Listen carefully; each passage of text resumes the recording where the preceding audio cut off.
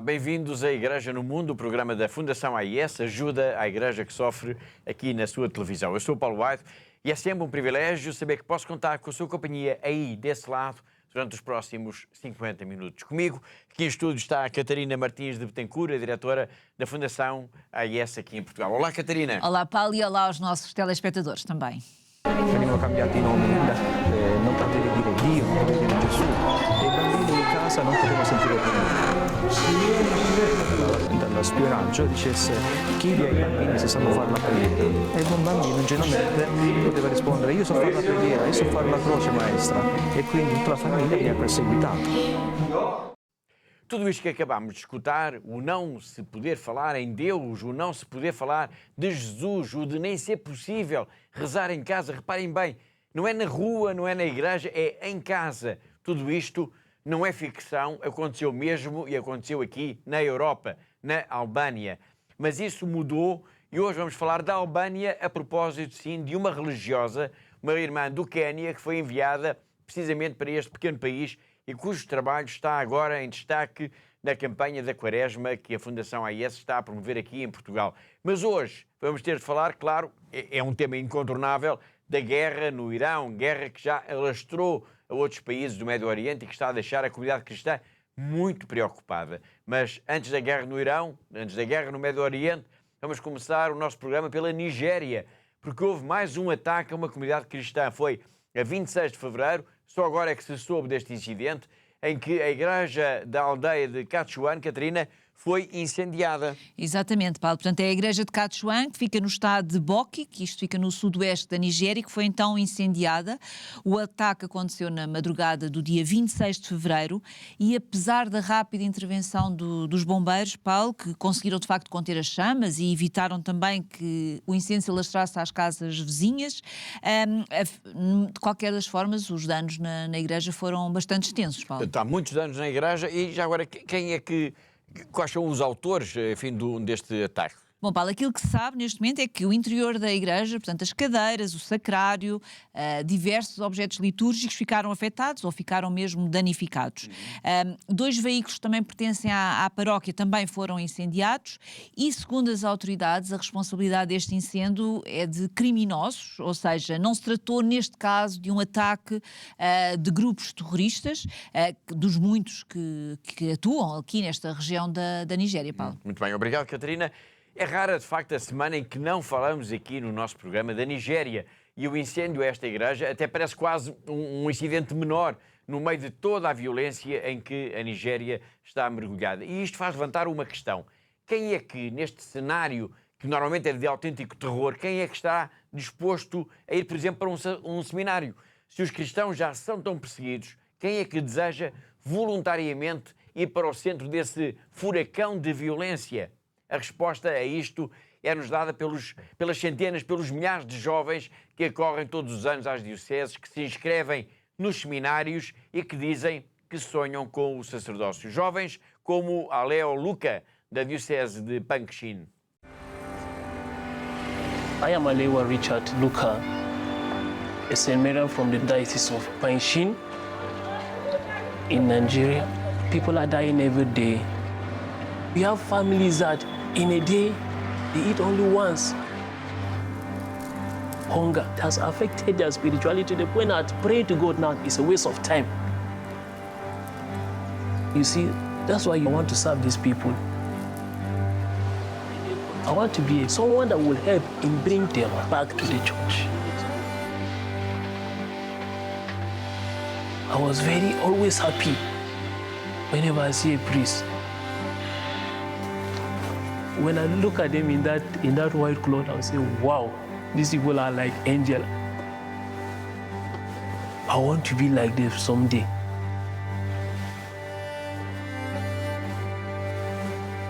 I want to serve the people with everything that God has given me.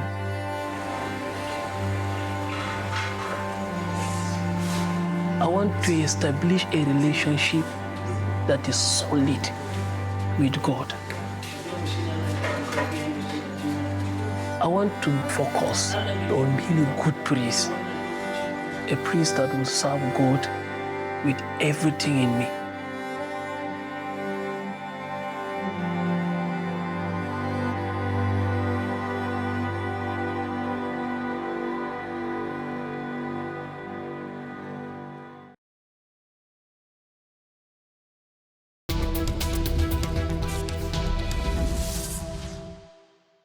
Se da Nigéria temos ecos de violência, neste caso foi o assalto e o incêndio a uma igreja, do Médio Oriente chegam-nos mesmo notícias de guerra.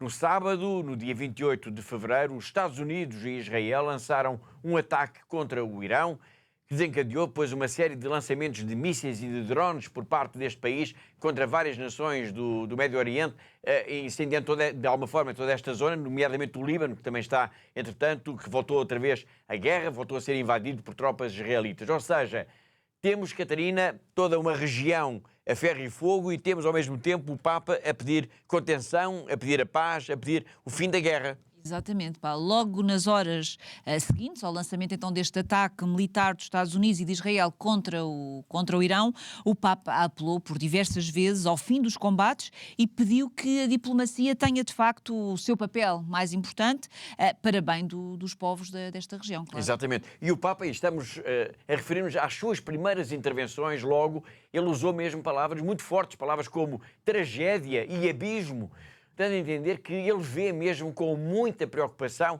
o evoluir desta guerra. Sem dúvida, Paulo, porque o Papa disse que esta guerra, em que o Irão está de facto no centro de todas as atenções, pode vir a resultar numa tragédia de enormes proporções. Foi esta a expressão usada pelo Papa.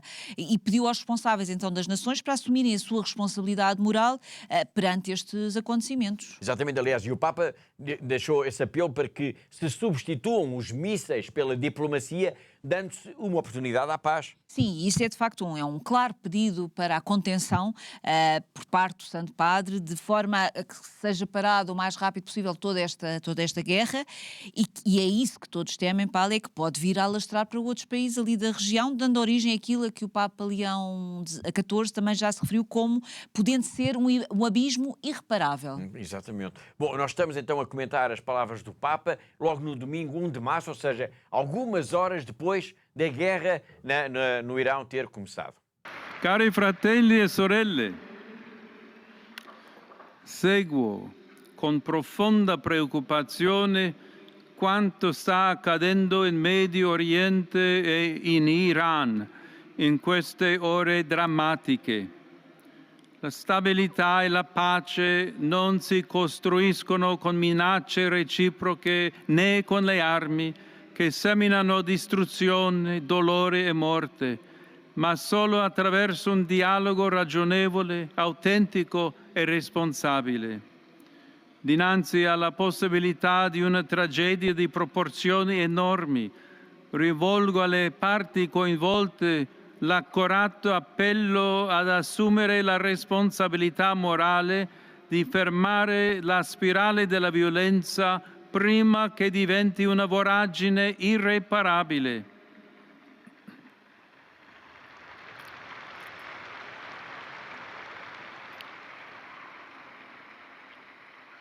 Che la diplomazia ritrovi il suo ruolo e sia promosso il bene dei popoli che anelano a una convivenza pacifica fondata sulla giustizia. E continuiamo a pregare per la pace.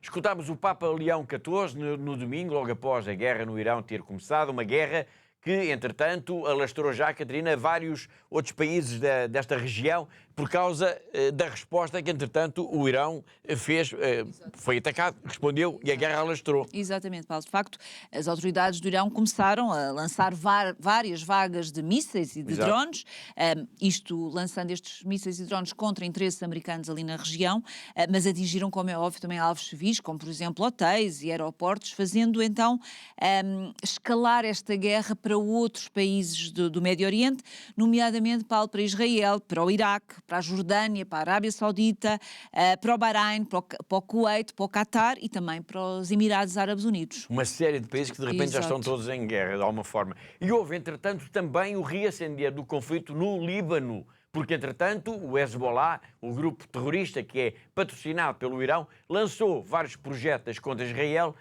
e isso provocou uma resposta musculada das autoridades de Israel, deste país. E por causa disso, nós temos agora, Catarina, mais uma profunda crise humanitária no Líbano. Sim, Paulo, é mais uma profunda crise humanitária no Líbano. Portanto, logo nas primeiras horas, após Israel ter lançado então esta ofensiva para neutralizar o grupo Hezbollah, que lançou foguetes para Israel, desde o Líbano para Israel, portanto, houve logo de imediato, Paulo, a fuga de milhares de pessoas, cerca de 30 mil, e isto apenas na noite de 2 para 3 de março. Porque, Paulo. entretanto, esse número já alastrou, já neste momento já são mais de 150 mil pessoas que estão deslocadas, ou mais ainda. Exatamente, mas naquela noite foram logo 30 mil pessoas, portanto, de 2 para 3 de março foram logo 30 mil pessoas, Paulo. Muito bem, a Fundação AIS, entretanto, esteve sempre em contacto com os parceiros de projeto no terreno e também, claro, com padres e com religiosas, e o relato que chegou vindo do Líbano era, Catarina, já de muito medo e muita apreensão. Sim, Paulo, mesmo muito medo e muita apreensão. Eu depois estive ao telefone com a Marielle Butos, que é a responsável dos projetos da AIS,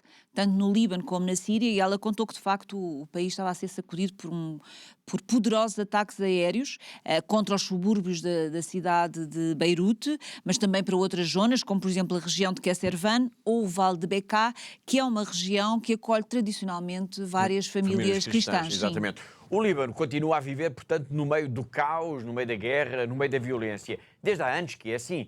O Líbano de hoje é uma sombra do que foi no início da década de 70 do século passado, quando era considerado como a Suíça do Médio Oriente. Dessa época, praticamente nada resta. O Líbano de hoje é um país mergulhado na pobreza, quase em colapso. Mas pergunta-se, mas como é que se chegou a isto? Como é que se passou de um tempo de euforia económica para a quase miséria? Bom, Habib Malik é professor de Estudos Culturais e num documentário produzido pela Fundação AIS ele ajuda a decifrar a razão deste declínio no Líbano. E na resposta que ele nos dá, há um responsável incontornável, que é precisamente o Hezbollah.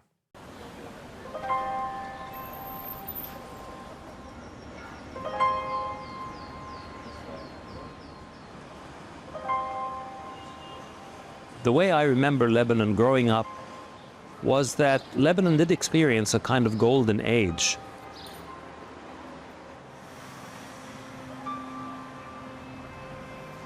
And in the good times, Lebanon worked, meaning there was prosperity, there was peaceful coexistence among its various mixed communities.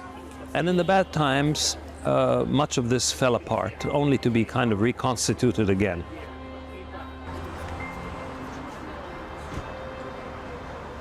Since Hezbollah became strong and prominent, what is happening essentially is a systematic hijacking of Lebanon away from its natural Arab and Western orientations in terms of identity and towards something alien.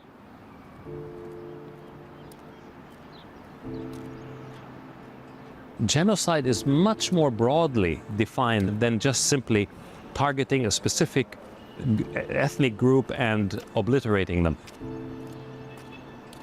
If it is found that a certain group is responsible for creating conditions over time, gradually, that deplete a particular community, and then that is defined as genocide. The case can be made for this taking place in Lebanon right now. It is whether Lebanon is going to be or not to be. It's an existential problem. And if it's not going to be the way we've known it, what kind of Lebanon will it be?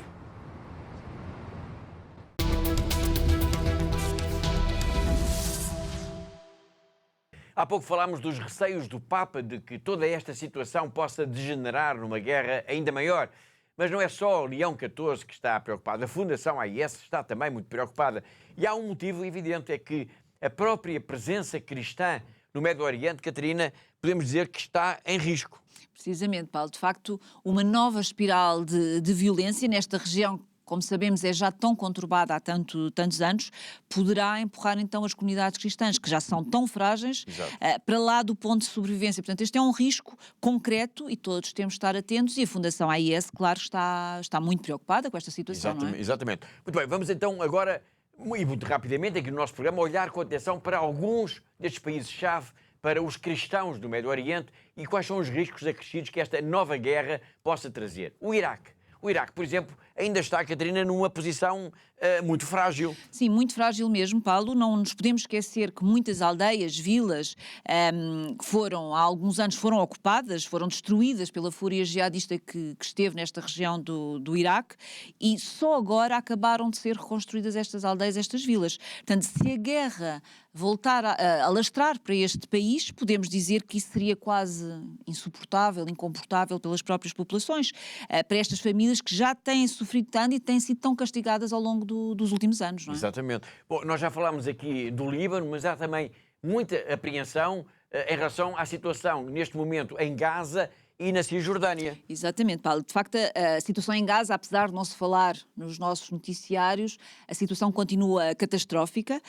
Qualquer perturbação adicional que possa acontecer agora, por exemplo, até na distribuição da ajuda humanitária, não é? Poderá ser fatal e poderá colocar em risco mesmo a sobrevivência da única paróquia católica neste momento que resiste nesta região e, como sabemos, ajuda à sobrevivência de milhares de pessoas à sua volta, não é? Depois, na Cisjordânia, Paulo, nós temos muitas famílias cristãs que esperavam agora pelo aumento do número de visitas, de visitantes, agora durante este período da Páscoa, mas infelizmente tudo isso agora parece estar comprometido, não é? Exatamente, e se essa região precisa tanto dos turistas, Exatamente. não é? Dos peregrinos que no fundo alimentam a economia da região. E quanto à Síria, como é que está a situação? Bom, Paulo, na Síria podemos dizer que tudo continua muito incerto, não é? Nós sabemos que tudo o que tem acontecido e está tudo uma grande incerteza. O país, como sabemos, atravessa uma transição política. As ideologias extremistas não desapareceram da Síria e representam ainda riscos mais sérios para as minorias consideradas ocidentais, neste caso que se inclui a comunidade cristã, como é óbvio. Exatamente. A guerra no Irão veio, de facto, reacender para a comunidade cristã em toda esta região todos os medos e veio trazer também à tona da memória tudo aquilo que já estava a ficar de alguma forma esquecido, nomeadamente o horror que foi da fuga desordenada de milhares e milhares de pessoas, de famílias inteiras no Iraque, no auge, Catarina, dos ataques jihadistas de 2014. É verdade, Paulo, e foi terrível o que aconteceu nesse verão de 2014, não é? Quando os jihadistas atacaram as terras bíblicas da planície do Nínive. Portanto, foram tempos brutais de agressividade, de agressão contra a comunidade cristã e que agora, aos poucos, com o passar dos anos, passaram mais de 10 anos já, portanto, estavam a entrar no esquecimento, não é? Todos estes traumas, mas com as casas a serem reconstruídas, como nós dissemos há pouco, as famílias a regressarem, as escolas a voltarem a funcionar, portanto, é um processo muito lento, que ainda está incompleto e que mostra como tudo também é tão frágil ainda no Iraque, Paulo. Iraque. Muito frágil, de facto, e agora com esta guerra a espalhar-se pelo Médio Oriente, nós podemos dizer que, de facto, todos os medos estão a voltar, até porque ninguém que tenha passado pelo horror dessa violência terrorista que a Catarina agora descreveu consegue esquecer aquilo que aconteceu. No fundo, é impossível isso. E estava-nos agora ao encontro de Sofia Brutus. Ela é uma mulher, hoje em dia uma jovem mulher, mas era uma menina iraquiana que tinha então apenas 12 anos de idade, que vivia com os pais numa aldeia, precisamente uma aldeia cristã na planície de Nínive, quando tudo aconteceu. A sua história deu origem a um documentário, foi produzido pela sua amiga, a portuguesa Sara Isabel. Vamos recuperar agora apenas um breve excerto da história desta jovem sobrevivente do terror jihadista no Iraque.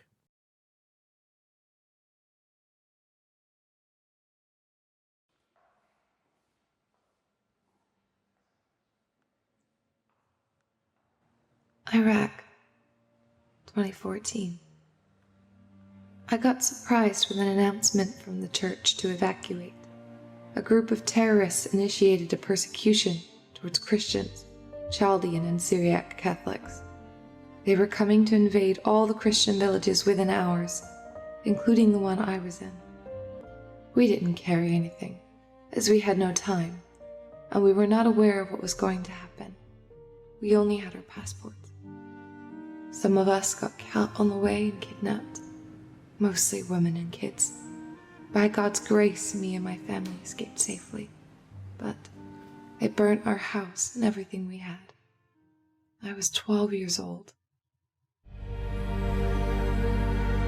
We fled away to Syria through Lebanon because the terrorists were in the path between Iraq and Syria. But the war was going on there as well. Our life was basically going to church, school, and coming back home.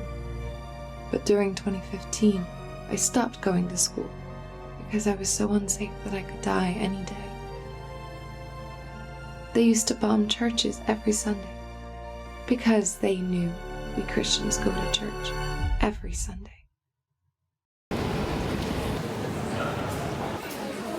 Via Stratford.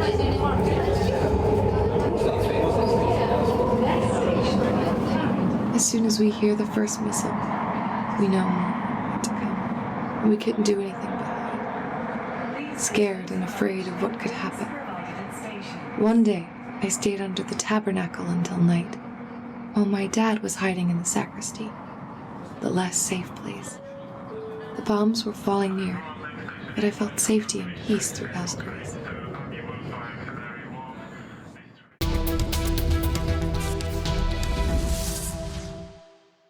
E destas memórias dolorosas do Iraque, quando parte deste país foi ocupado pelos jihadistas do Estado Islâmico em 2014, vamos agora até aos Camarões, país que o Papa vai visitar agora em abril, num périplo africano que o vai levar também à Argélia, à Guiné Equatorial e à Angola. Vamos falar agora dos Camarões, porque o bispo de Iagoa esteve em Barcelona, em fevereiro, numa iniciativa denominada Sente a Cruz, uma iniciativa que teve o apoio da Fundação AIS de Espanha. E o bispo falou sobre o sofrimento dos cristãos no seu país. Bom, em traços gerais, Catarina, o que é que disse então o bispo Dom Bartolomeu neste evento em Barcelona? Bom, Paulo, assim em traços muito gerais, então o Dom Bartolomeu disse que a sua diocese, tal como o país, vive de facto num contexto marcado pela pobreza, pela insegurança e pela constante violação dos direitos humanos.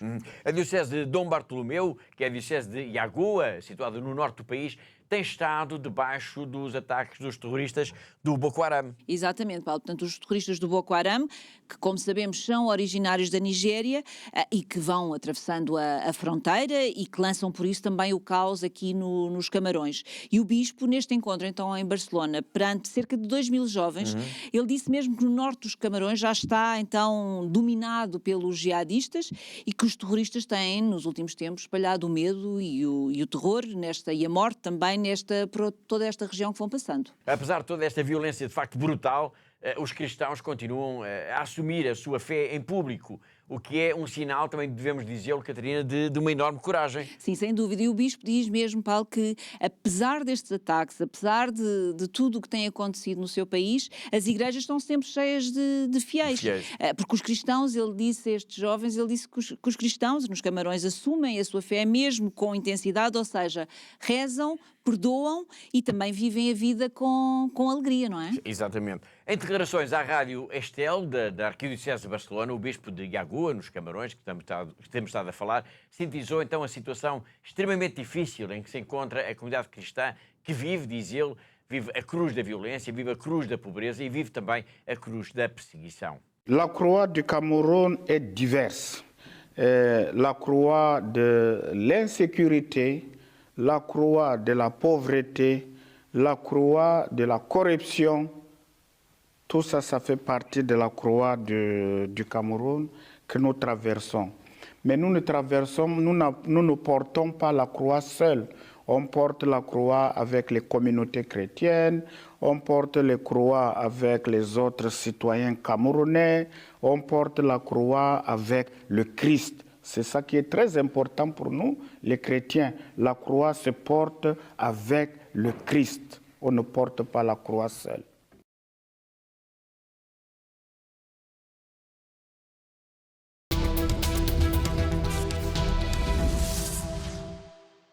Este testemunho de Dom Bartolomeu é muito importante, até porque o Papa, como já dissemos, vai aos Camarões, na já anunciada visita a diversos países africanos, de que, aliás, temos vindo a falar aqui e que voltaremos lá mais para a frente no programa de hoje, com a colaboração do padre Tony Neves. Mas, voltando ainda aos Camarões e ao testemunho deste bispo, importa também dizer que a Fundação AIS está profundamente empenhada na ajuda à sua diocese, na ajuda à Igreja, e o próprio bispo faz questão de o dizer em todas as ocasiões. Foi o que aconteceu, por exemplo, na última vez que Dom Bartolomeu foi à sede da Fundação AIS Internacional, na Alemanha.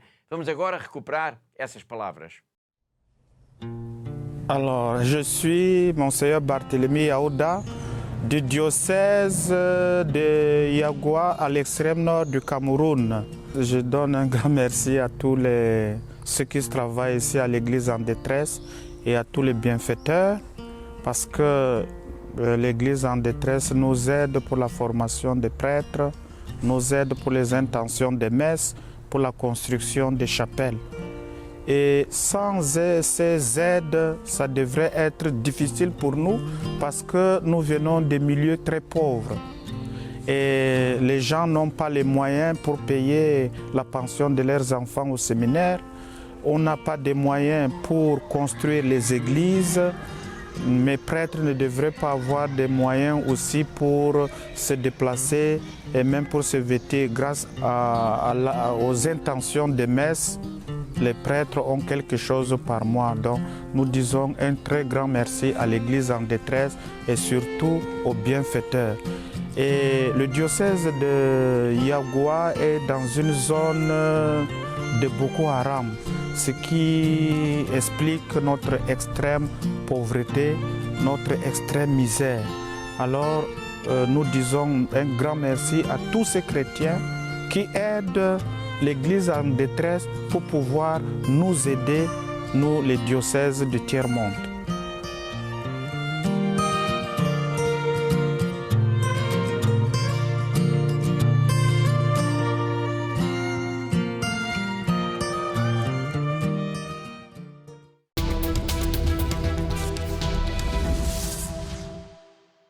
E das palavras de agradecimento de Dom Bartolomeu dos Camarões, vamos agora até à China, vamos até à Diocese de Macau, vamos ao encontro do nosso correspondente, o jornalista José Miguel Encarnação.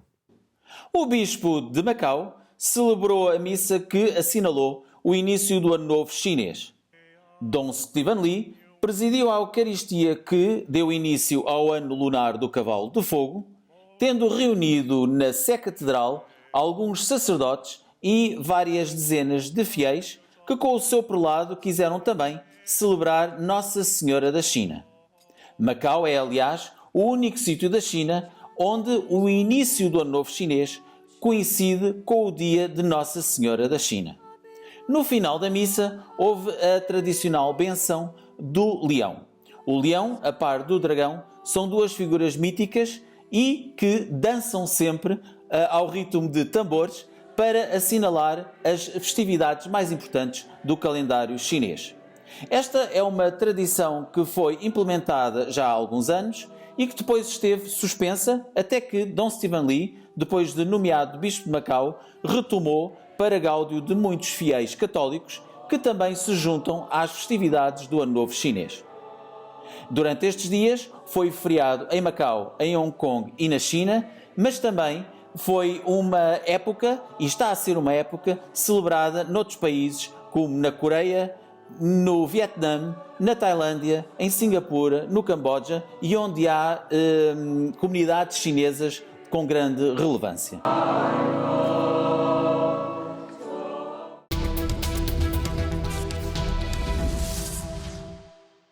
Foi o José Miguel Encarnação, o nosso correspondente em Macau, na China, e assim chegamos ao fim da primeira parte de Igreja no Mundo.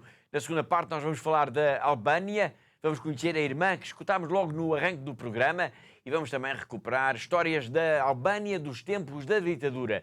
E claro, vamos falar então da visita do Papa a Angola e vamos também lembrar a Ucrânia que já está no 5º ano de guerra. Muitos temas para depois de um breve intervalo. Até já!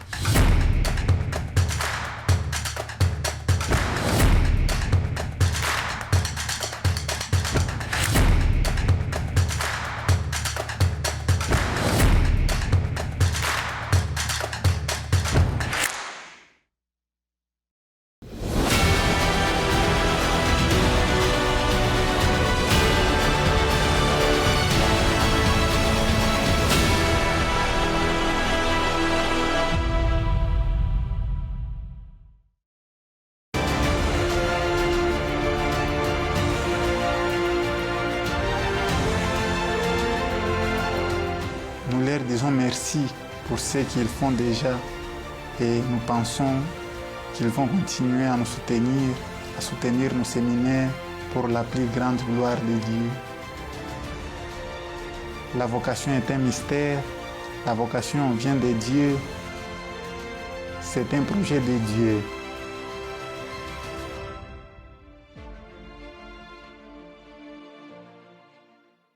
Thank you to all our benefactors. Continúen con esta linda misión de ayudando a la iglesia en lugares tan sufrientes. Щиро дякую всім вам, що ви є на хресній дорозі, допомагаєте нам нести наш хрест. We are trying to be Jesus. Through your help and support, we are able to bring the gospel to the people. Thank you so much. May God bless you. You are giving us hope and you are putting a smile in our faces. Thank you so much.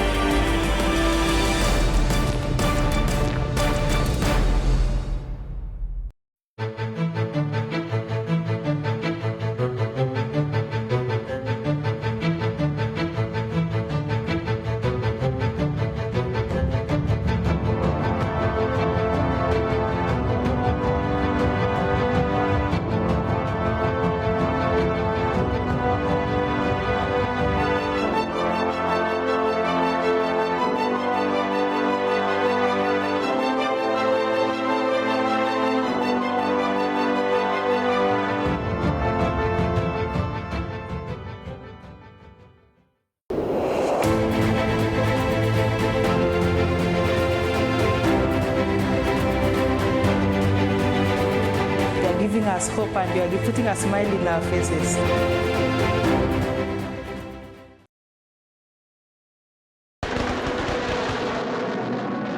Прилетали снаряды туда каждое утро, каждый день, ночь. У нас постоянно были обстрелы. Словами это не передать, как мы жили 22 дня в подвале.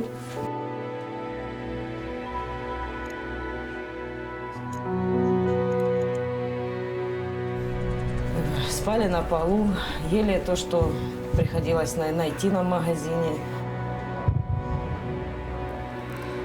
Нам был этот шаг перешагнуть, просто выйти с этого бомбоубежища. Я не знаю, насколько, но мне надо было спасать своих детей, свою семью. Я взяла иконы, взяла детей, мы всех собрали и начали в ту машину залазить. Нам 9 человек было. Это было настолько страх, чтобы мы этот момент, хотя бы там километра 3-4 мы проехали, чтобы нас не убило. Мы в Запорожье на Львовском поезде, мы добрались вот сюда, да. Волонтеры нас встретили, привезли в дом паломников. Это, очень спасибо большое директорам и вообще этой церкви, что нас приютили, нас здесь кормят, нам здесь спокойно, мы не слышим этих взрывов. Вся наша семья уцелела, слава Богу. Самое главное, это вот мы все живы.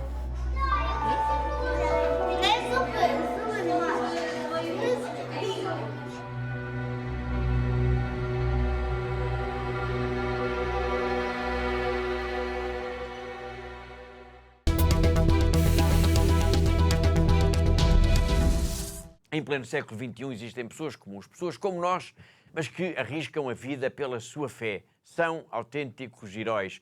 Todos os dias, homens, mulheres e até crianças enfrentam violência, o próprio medo, para se manterem fiéis àquilo que é mais importante. Eles merecem o nosso maior respeito. A Fundação AIS existe para eles, para todos eles, para cada um deles.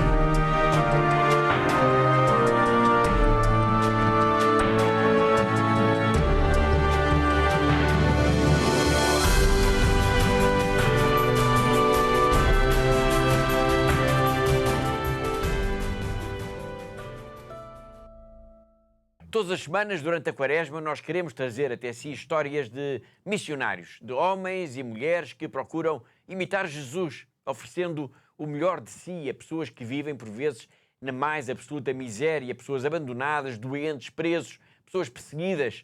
Os missionários são, de facto, do melhor da Igreja, do melhor mesmo da humanidade. E hoje vamos conhecer a irmã Julita, que está num dos países menos conhecidos da Europa, que é a Albânia. E vamos avançar já, a propósito disto, com o número da semana, e é o número 47. 47 que corresponde ao tempo, ao número de anos em que este país, Catarina, viveu em ditadura. Exatamente, Paulo. Portanto, a irmã está então na Albânia, um país que viveu então, como o Paulo acabou de dizer, 47 anos de uma feroz ditadura comunista.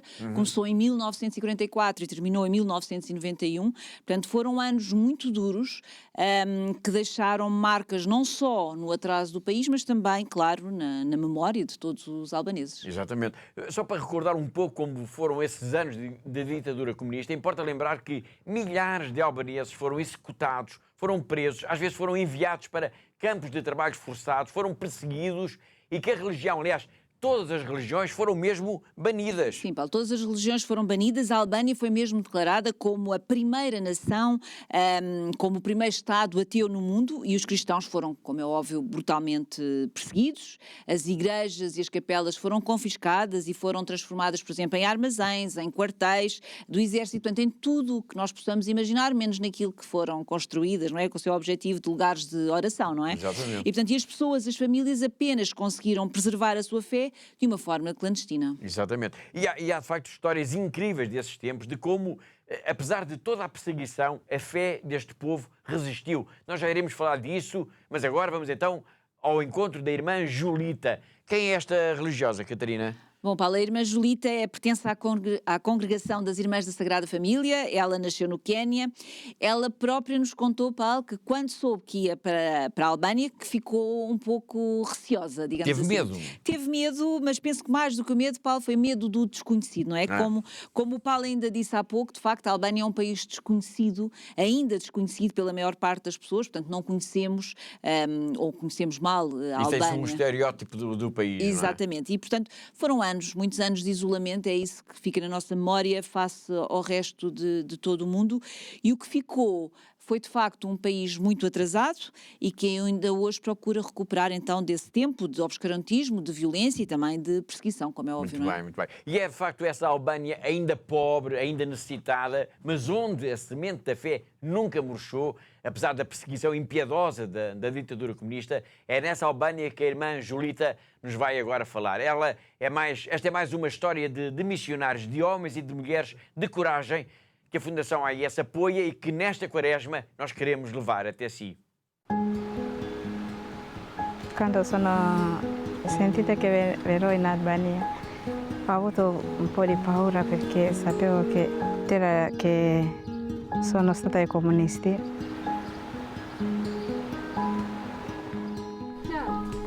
Come devo fare apostolato in questo territorio? Però andando alle genti vedono che sono contenti, accoglienti. La realtà di vita è un po' difficile. Tanti questi che ci vivono vicino hanno tanto di bisogno. Anche noi non abbiamo tanti. Sono tutti cattolici. Vengono a messa, non tante però vengono.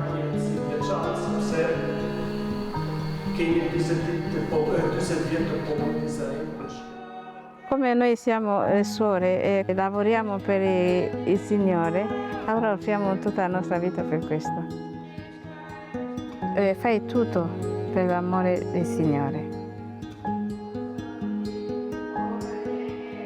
Per esempio, se sono stanca e qualcuno mi chiede aiuto, deve offrire, dare tutti senza guardare se stesse.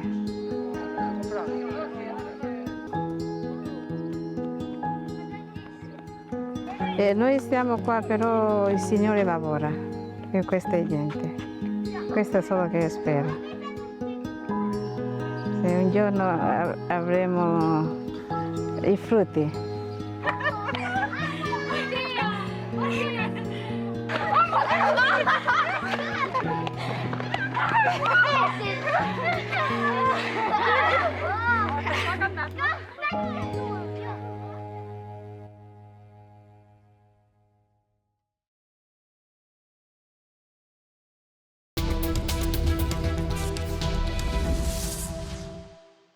Foi a irmã Julita, uma missionária caniana, a viver então na Albânia. Há pouco nós falámos dos tempos de ditadura neste país europeu, falámos da ditadura comunista e vamos agora recordar um pouco esse tempo de obscurantismo e de violência através de Ângelo Padova, que é um frade franciscano que também está em missão na Albânia, que nos vai então contar algumas histórias de resistência e de coragem dos cristãos que, mesmo nos tempos mais difíceis, nunca deixaram de rezar, nunca deixaram de viver a sua fé.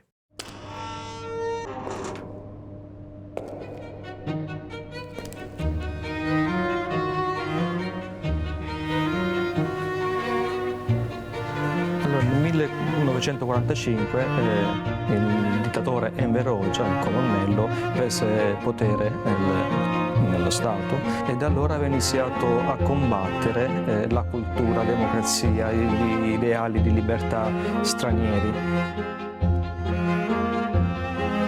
All'inizio nel 1945 ha ucciso i primi sacerdoti più importanti, più culturati e dopo piano piano ha distrutto le teste di tutti, sia musulmani che cattolici che ortodossi.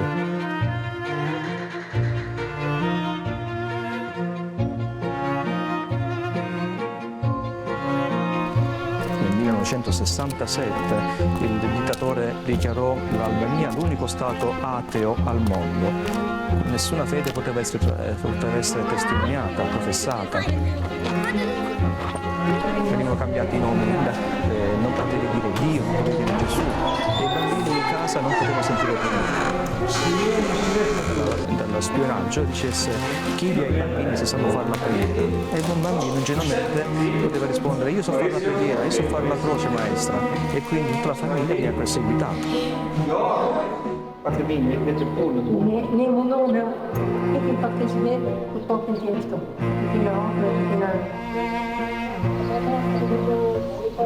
Lo spionaggio era ovunque, nella sedia, nel cappello, nel vestito, nella casa, nelle persone che la Sigurini mandava e quindi c'era questo clima di terrore, di spionaggio.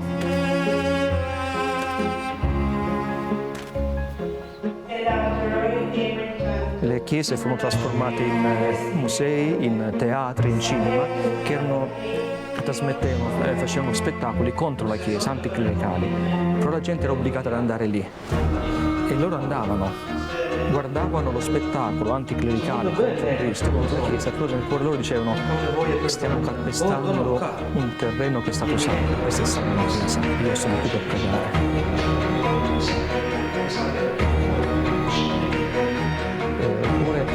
Qualcuno nascondeva nella parete di casa il crocifisso e la mattina si alzava, andava lì e apriva la bocca. I figli guardavano l'uomo che apriva la bocca, ma non capivano cosa dicesse e dicevano ai figli, povero papà, è impazzito. Nel 91, quando sono caduto, quell'uomo ha tolto il muro e dietro c'era un crocifisso nascosto.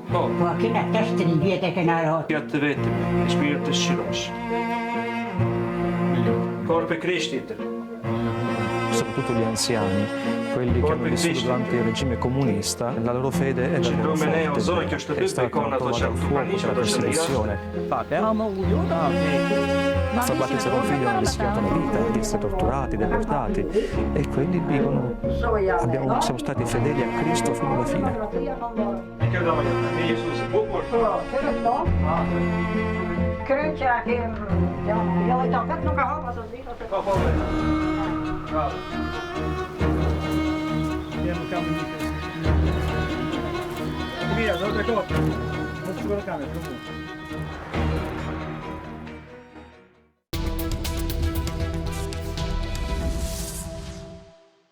Já na reta final do programa de hoje, vamos falar de Angola, país que o Papa vai visitar então em abril. Nós convidámos o padre Tony Neves para nos falar da importância desta visita e também dos desafios que se colocam à igreja local. Já o vamos escutar. Para já, importa, Catarina, recuperar os dados essenciais então deste périplo africano. O Papa vai a que países? Bom, Paulo, o Papa vai visitar então Angola, mas vai também visitar a Argélia, vai visitar os Camarões, que falámos agora há pouco aqui no nosso programa, e vai visitar também a Guiné Equatorial. Portanto, é um périplo africano que vai começar no dia 13 de abril e vai até dia 23 de abril. Portanto, são 10 dias neste continente.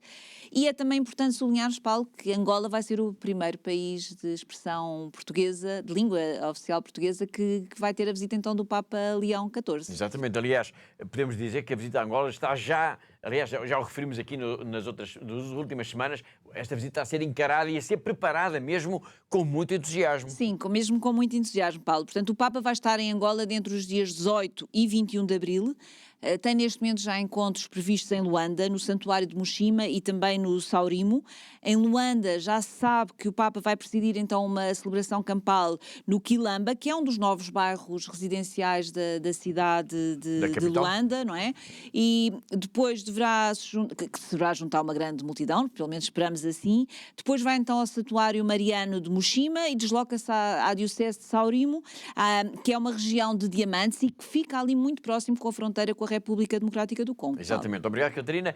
Obrigado por mais esta informação sobre esta visita do Papa e vamos então ao encontro do Padre Tony Neves, que já nos acompanha aqui há algumas semanas e que nos vai falar então um pouco mais desta histórica viagem, a terceira de um Papa a Angola, depois de São João Paulo II em 1992 e de o Papa Bento XVI em 2009. O Papa vai estar no Santuário de Nossa Senhora da Mushima, que tem alguma polémica, enfim, a envolver esta visita, porque o santuário antigo é do tempo colonial português, o início, não é? Ali junto ao rio Coanza, é um sítio belíssimo, e tem sido, como local de peregrinação, tem aumentado de ano para ano o número de peregrinos. Quando o Papa Bento XVI foi a Luanda, o presidente de então, José Eduardo Santos, mostrou uma maquete dizendo que o governo vai construir uma grande basílica. Isso não aconteceu, o presidente passou, o presidente morreu. Agora, o atual presidente, João Lourenço, prometeu igualmente a construção dessa basílica e a ida do Papa, um Papa que pela primeira vez se desloca a Nossa Senhora da Mushima, poderá ser esse sinal. De facto, o povo que ali vai merece, como vemos em Fátima, em Lourdes, na Senhora da Aparecida, na Senhora do Guadalupe, como vemos em todo o lado. O povo, sendo numeroso, precisa de estruturas e precisa, sobretudo, de um grande lugar para as celebrações. Segundo o governo de Angola e a Conferência Episcopal de Angola, esse lugar será construído a grande Basílica de Nossa Senhora da Mushima. Mas o Papa vai também ao Saurimo e é a primeira vez na história que um Papa se desloca ao norte interior, à área diamantífera, na fronteira com a República Democrática do Congo. Bom, é talvez pagar uma fatura antiga. Nenhum Papa se tinha deslocado àquele extremo norte interior e também há quem diga que o facto de Saurimo ser hoje uma arquidiocese e do presidente da Conferência Episcopal ser o arcebispo local, isso também pode ter pesado na decisão. Depois, claro, estará em Luanda, mas vai celebrar no Quilamba, que é um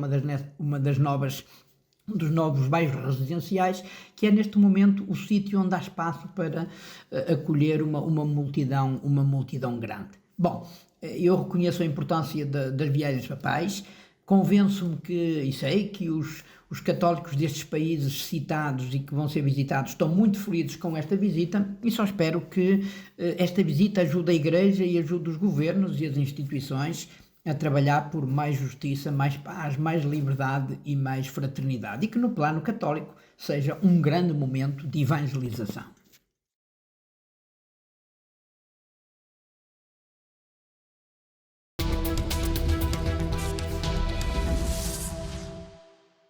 Foi o Padre Tony Neves, o Conselheiro-Geral dos Espiritanos, a comentar a visita do Papa à África para o nosso programa ao longo das próximas semanas. Ele vai continuar a falar-nos desta viagem, do que ela significa, especialmente para Angola, mas também dos desafios que se colocam a todos estes países. E agora vamos focar a nossa atenção na Ucrânia, para continuarmos a escutar também o Padre Lucas Perozzi. Este jovem sacerdote brasileiro está na Ucrânia desde 2004. Agora está em Mila Pserkva, que é uma pequena cidade, a cerca de 100 quilómetros da capital. Por lá, neste momento, apesar dos mísseis e dos drones lançados por Moscovo, o maior inimigo é mesmo o frio. E hoje ele vai falar de uma iniciativa da Igreja que conta, aliás, com a colaboração da Fundação AIS, que é o quê? A entrega de geradores em aldeias, em vilas, em bairros nas cidades, de forma a que as pessoas possam resistir ao frio e possam fazer coisas tão banais como aquecer água, beber um chá ou, por exemplo, carregar o telemóvel. Vamos escutar então a mensagem do padre Lucas Perosi. O bispo convocou todos os párocos da região de Kiev, eu acho que ele fez também nas outras regiões, e falou para nós, através do Caritas de Kiev, para organizar pontos, aqui traduzindo do ucraniano se diz punkty nezlamnosti, seria como pontos indestrutíveis, se diz, né? São pontos onde se consegue, onde tem eletricidade, tem aquecimento, onde tem água potável para beber, água para lavar as mãos, água quente para fazer um chá, possivelmente alguma fogão para cozinhar, coisa assim, um lugar para recarregar os telefones, os powerbank e tudo isso. Então nós fizemos aí também colocar alguma coisa para comer, alguma sopa, alguma coisa do estilo. E então a maioria das paróquias da minha região, da minha província, né, de Kiev, fizeram isso. Nós também fizemos isso e estamos vivendo. O maior problema é isso agora, né? O frio continua, temperaturas abaixo de zero.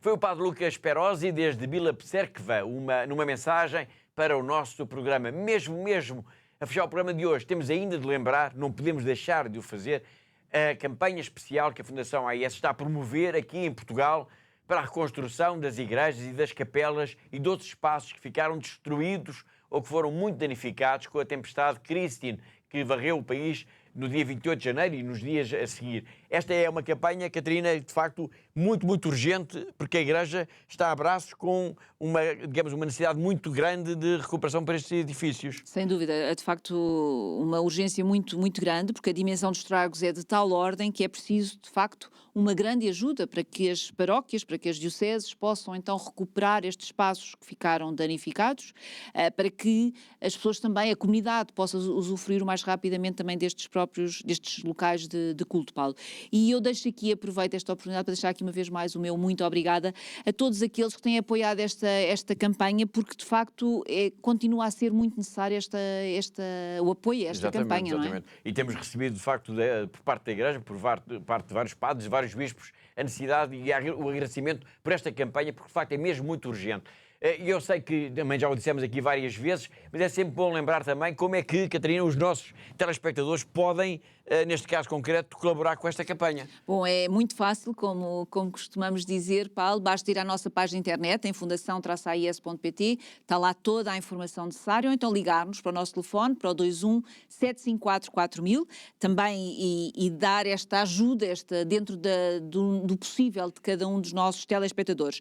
Depois gostava de dizer, Paulo, que talvez a forma mais rápida e mais fácil será talvez através do nosso MBWay, e o MBWay da Fundação AIS é o 918-125574, eu repito, 918-125574, e cada donativo, tal como temos dito aqui nas últimas semanas, Paulo, vai significar uma telha nova, um novo tijolo, para que as nossas igrejas possam então voltar a abrir e a funcionar em pleno para a comunidade. Muito bem, obrigado, Catarina. Obrigada. E com este apelo à solidariedade de todos para a recuperação das nossas igrejas e capelas e centros paroquiais devastados pelas tempestades, chegamos praticamente ao fim do nosso tempo. Fica aqui também já agora o lembrete de que, quando preencher a sua declaração de IRS, já estamos todos, é uma forma de volta disso, não se esqueça de que pode doar, sem qualquer custo para si, 1% do seu IRS para a Fundação AIS, para o apoio aos cristãos perseguidos, às comunidades mais necessitadas e perseguidas no mundo. E agora sim, chegamos ao fim do nosso programa. Todas as semanas marcamos encontro aqui porque há uma igreja que precisa da nossa ajuda. Agradeço a presença, a colaboração da Catarina aqui no nosso programa, assim como todos aqueles que ajudaram a produzir e a editar e a levar até si a Igreja no Mundo. Enquanto a mim, Paulo White, foi um gosto saber que esteve aí desse lado na nossa companhia. Até à próxima semana, se Deus quiser.